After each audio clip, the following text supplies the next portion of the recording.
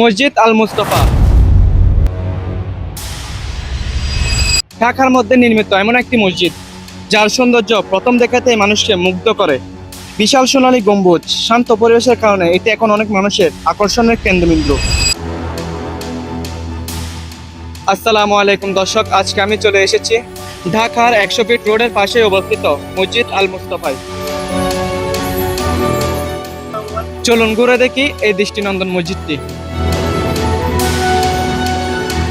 ছাতারকুলের United city এলাকায় অবস্থিত এই মসজিদটি শুধু নামাজের স্থান নয়, বরং আধুনিক ইসলামী স্থাপত্যের এক অনন্য নিদর্শন।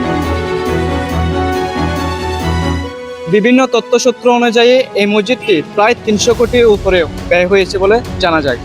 মসজিদটির নকশা করেছেন বাংলাদেশের স্থপতি ফয়সাল মাহবুব। তার লক্ষ্য ছিল এমন একটি মসজিদ নির্মাণ করা যেখানে ইসলামী ঐতিহ্য ও আধুনিক স্থাপত্যের সৌন্দর্য সমন্বয় থাকবে।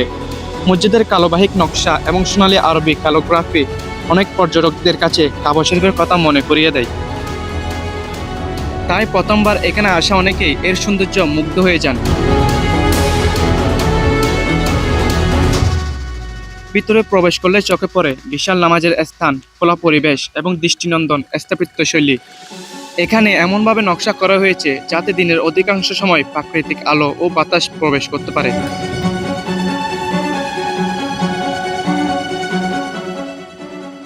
মহিলাদের জন্য আলাদা নামাজের ব্যবস্থা, আধুনিক ওযুখানা,